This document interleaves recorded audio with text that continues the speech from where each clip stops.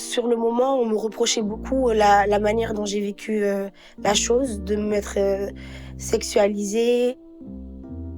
Mais maintenant, en tant que jeune adulte, je regrette pas d'avoir favorisé mon bien-être à moi plutôt que de me soucier de ce que les gens disent sur moi. Parce que j'aurais pas fait ça, peut-être que je l'aurais pas aussi bien vécu et les répercussions, elles auraient été autres.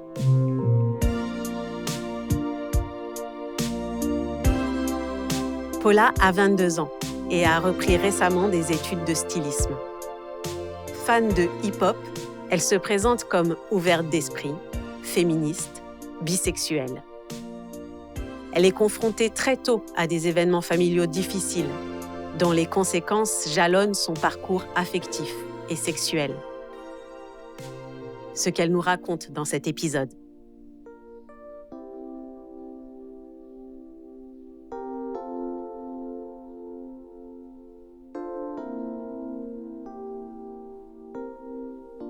Alors, il faut savoir que j'ai vécu des attouchements sexuels à l'âge de 8 ans par des membres de ma famille, des cousins à ma mère. Moi, je me sentais coupable, en fait. J'avais l'impression que c'était un jeu et j'en avais pas conscience. Ma famille l'a découvert et j'ai été défendue et il y a eu une plainte etc. Donc, j'ai assez été bien entourée. J'ai eu un suivi psychologique. Néanmoins, les conséquences, elles ont été présentes. Il faut savoir qu'à mes 11 ans, 12 ans, je faisais des recherches sur Internet de porno, mais je savais pas ce que c'était le porno. J'écrivais des mots comme sexe, etc. En fait, je recherchais ce que j'avais vécu et je savais pas mettre des mots dessus. Et je me suis vite sexualisée à mes 13, 14 ans. J'avais ce besoin, mais c'était vraiment un besoin de prendre des photos de moi, nue, ou d'être sexy et de provoquer, en fait. Si je parlais à un garçon qui me plaisait, on allait parler, que ça soit 1 mois, 2 mois ou 3 jours. Si j'avais le besoin de montrer mon corps, je le faisais. On parlait et on s'envoyait des sextos et je finissais par envoyer des photos. Tout simplement. C'était en fonction de ce que je ressentais et jamais en fonction de ce que le garçon voulait, en fait. Mais c'était toujours dans le consentement. J'envoyais pas des vidéos comme ça. En général, les mecs, ils veulent toujours, ils sont toujours ok, donc voilà.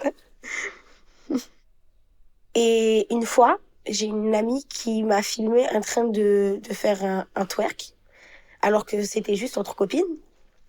Et cette fille a montré la vidéo à tout le monde. Ça m'a fait une réputation.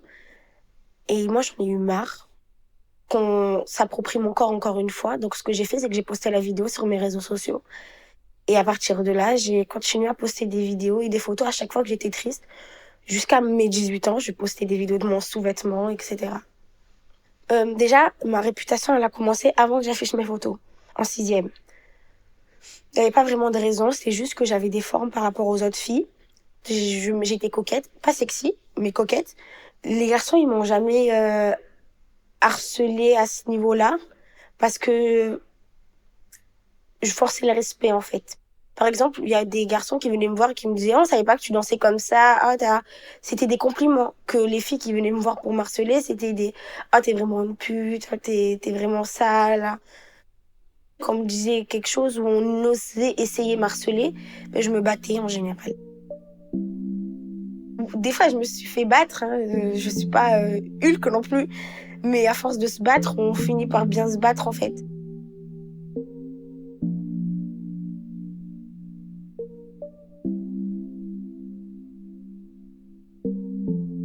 Et du coup, la première fois que j'ai fréquenté un garçon, c'était...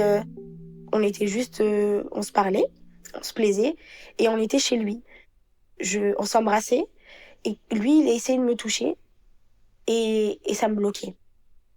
Et ça réveillait comme une colère, en fait.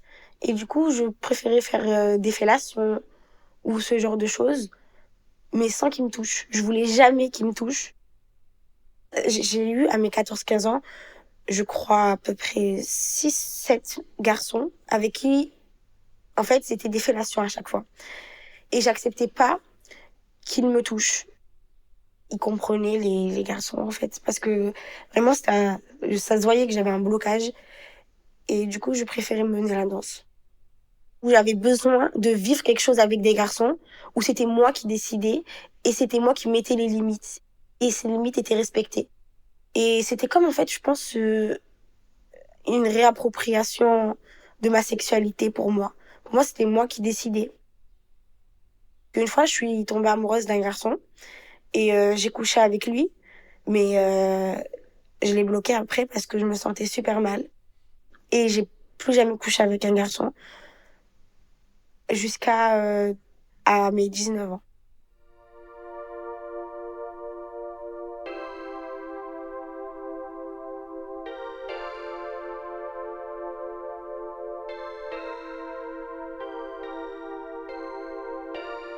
Pendant mon adolescence, j'étais accro à la masturbation. J'étais jeune, j'avais genre 10, 11 ans. J'avais des poils qui commençaient à pousser. Et du coup, en fait, une fois, ben, je sais pas, je me touchais un peu et j'ai découvert mon clitoris. Et j'ai été accro à ça. Je me suis plus arrêtée. Il fallait que c'était genre 3, 4 fois par jour.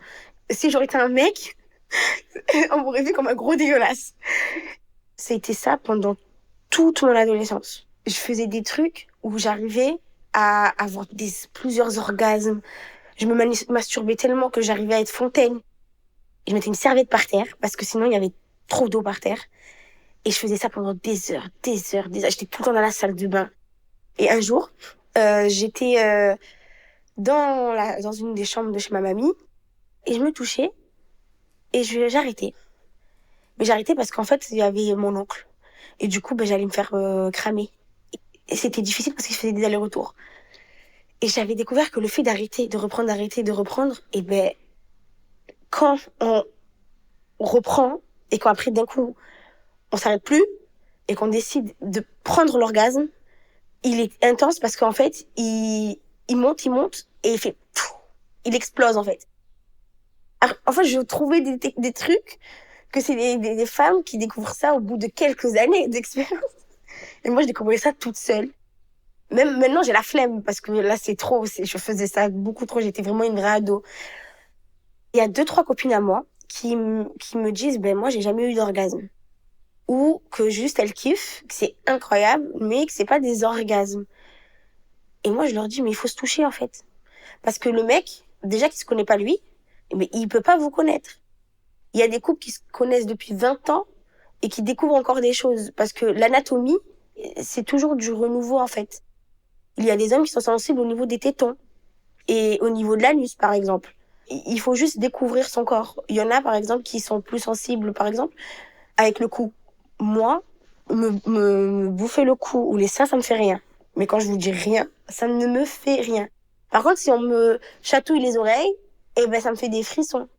Quand on me fait des papouilles en bas du dos ou sur les côtés, genre au niveau des côtes, eh ben, ça me fait frissonner. Que des papouilles, je sais pas moi, au niveau des cuisses, au bas du ventre, ça me met mal à l'aise.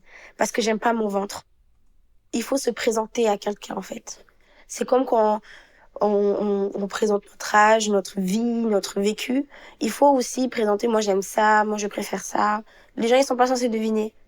Faut pas hésiter. Faut pas avoir de tabou, en fait. Et moi, jusqu'à aujourd'hui, je découvre des choses que j'aime. Par exemple, je déteste les cunis. Pourtant, j'ai eu déjà des orgasmes avec des cunis.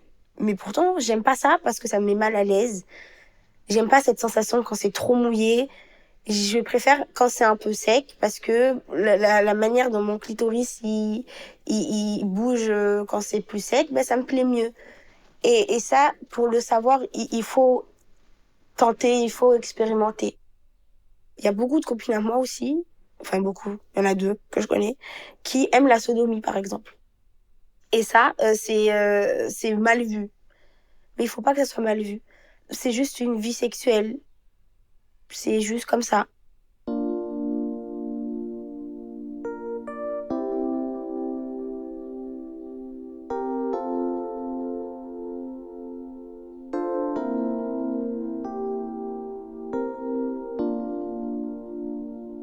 il y avait beaucoup de filles, malheureusement, qui me faisaient part du fait qu'elles me disaient oui, des fois, j'arrive pas à dire non, je me sens redevable parce que on est avec eux, on est avec les mecs.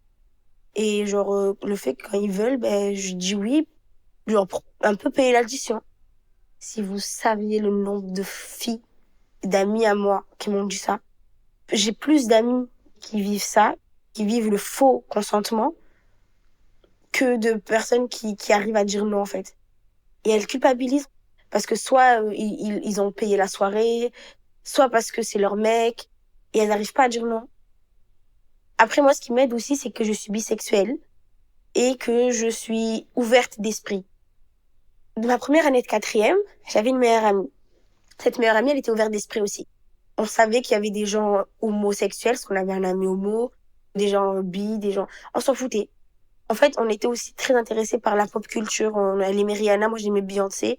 On était très LGBT, en fait, sans le savoir. Et moi, je dormais chez elle. Et en fait, on a couché ensemble. Genre carrément, direct. On faisait beaucoup de bisous, en fait, beaucoup de câlins. C'était très charnel, très... En fait, on était vraiment des deux adolescentes qui découvrent leur vie sexuelle. Et on avait une alchimie incroyable. Elle me faisait beaucoup de cunnilingus. Elle me mettait beaucoup de doigts. C'est elle qui s'occupait de moi. Moi aussi, je lui faisais. Et on faisait beaucoup de ciseaux aussi. Mais c'est un peu une connasse parce qu'au final, elle a couché avec mon ex. Après, on a arrêté de se parler. Et je suis rentrée en seconde. Je vois une fille. Elle avait une aura. Et je suis tombée amoureuse d'elle. Comme une enfant. C'est la première fois de ma vie que je suis tombée genre amoureuse pour de vrai. Parce que les autres fois, c'était toujours des crushs avec des garçons en mode il est mignon. Et je me faisais des films. Oh, est-ce que vous pensez qu'il m'aimait? Et du coup, j'aimais les films que je me faisais. Elle, c'était de l'amour. Je l'ai vue danser. J'aimais le fait qu'elle sache danser. J'aimais le fait qu'elle était mignonne, qu'elle était gentille. Et c'était de l'amour parce que j'ai direct su que je l'aimais. C'est-à-dire, je me suis même pas posé la question est-ce que je l'aime? Je l'aimais. C'est tout. Là, ça y est, j'ai compris que j'étais bisexuelle. Là, j'étais tellement amoureuse. Ma tante, qui est religieuse, elle m'a fait que me faire chier. Est-ce que t'es bisexuelle? Est-ce que t'es bisexuelle? Et moi, quand j'étais ado, tu me mettais un couteau sous la gorge. J'assume pas, j'ai trop honte. Mais ma tante, qui est athée, on en parle. Normal. Normal. Elle m'a dit, si tu tombes amoureuse, si la personne de ta vie, c'est une femme, tu diras que tu es en coloc et quand mamie, elle sera morte, t'assumeras, voilà. Point. Donc, je souffre pas de mon homosexualité, enfin de ma bisexualité dans ma famille. Même mon frère qui est au courant, il m'a pas crié, il a dit, oh, pour lui, je suis une pute, mais il fait avec. Moi, je me vois comme une féministe. Le viol, l'attouchement, ce que j'ai eu dans mon enfance, il m'a fait mal, il m'a laissé des traumatismes, mais il m'a aussi laissé une grande force. Il a accentué ma personnalité de rébellion, en fait. C'est pas parce que j'ai vécu ça que j'ai vécu un moment de vulnérabilité avec une personne que toute ma vie sexuelle doit être vulnérable. Et j'ai pas eu besoin de violer quelqu'un, en fait. J'ai pas eu besoin d'aller loin ou de reproduire ce que j'ai vécu, mais j'avais besoin de dominer d'une certaine manière. Et tant que c'est dans le consentement, il n'y a pas de problème. Mais le plus important dans la vie, c'est le consentement, en vrai. Et c'est de se connaître. Parce que si on se connaît pas, on passe à côté de tellement de choses.